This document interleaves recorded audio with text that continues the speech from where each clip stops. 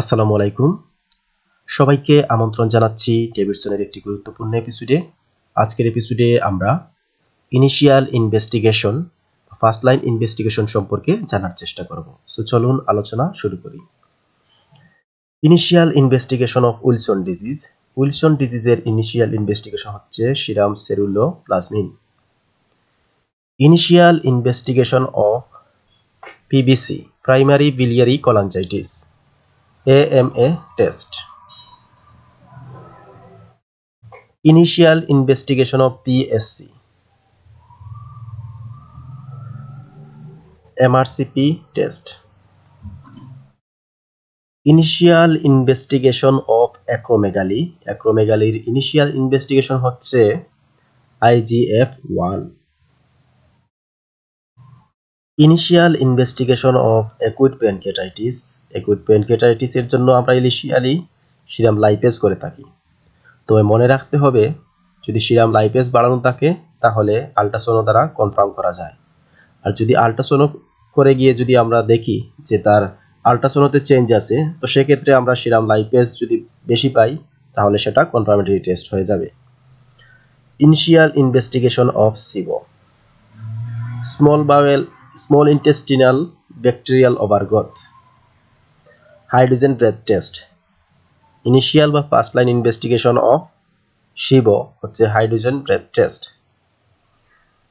Initial investigation of RCC, renal cell carcinoma হচ্ছে ultrasono. Initial radiological investigation of BSc, Budd Chiari syndrome হচ্ছে ultrasono with Doppler flow studies. Most sensitive initial investigation of Budd Chiari syndrome হচ্ছে ultrasono with Doppler. Initial investigation of cystic fibrosis হচ্ছে sweat test.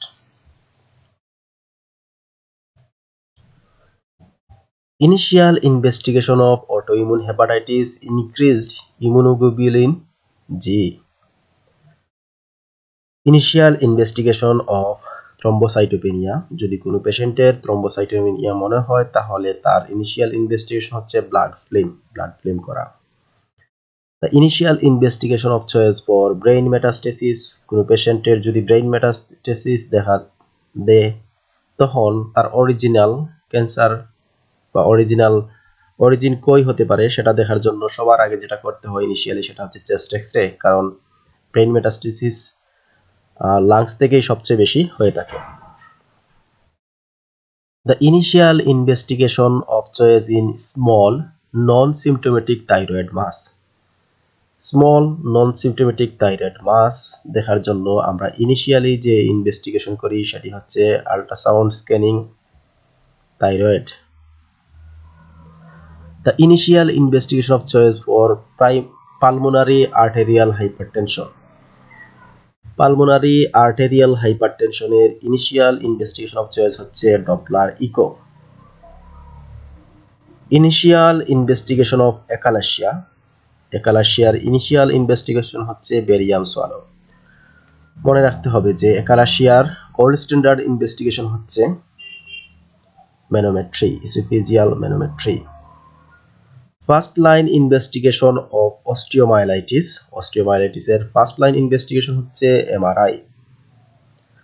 First line investigation of choice for HIV infected TB patient, যদি কোনো patient TB পেশেন্টের HIV সাথে থাকে তাহলে তার first line investigation হচ্ছে নেট।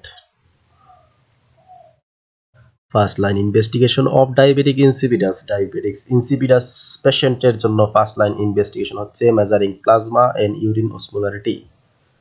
ওয়াটার ডেপ্রাইভেশন টেস্টের মাধ্যমে আমরা ডায়াবেটিক্স ইনসিপিডাস কনফার্ম করে থাকি। First line investigation of Conn syndrome হচ্ছে aldosterone renin ratio. Aldosterone renin ratio হচ্ছে first line investigation of Conn's disease.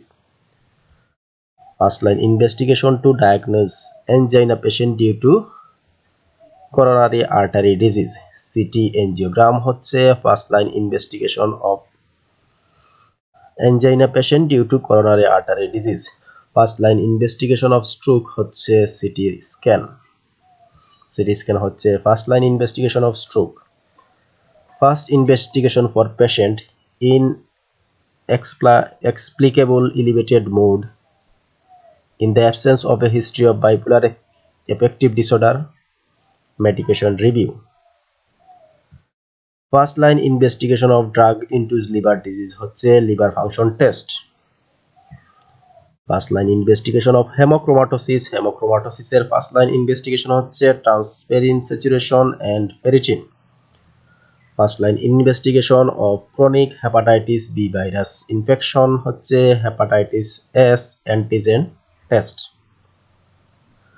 So মোটামুটি এই ছিল আজকের ডেভিডসন ভিত্তিক ফার্স্ট লাইন অর ইনিশিয়াল ইনভেস্টিগেশনের আলোচনা। আশা করি ভিডিওটি আপনাদের ভালো লেগেছে। ভালো লাগে থাকলে চ্যানেলটি সাবস্ক্রাইব করে দিবেন এবং পরবর্তী ভিডিও দেখার আহ্বান জানিয়ে আজকের ভিডিও এখানেই শেষ করছি। সবাই ভালো থাকবেন, সুস্থ থাকবেন। আল্লাহ হাফিজ।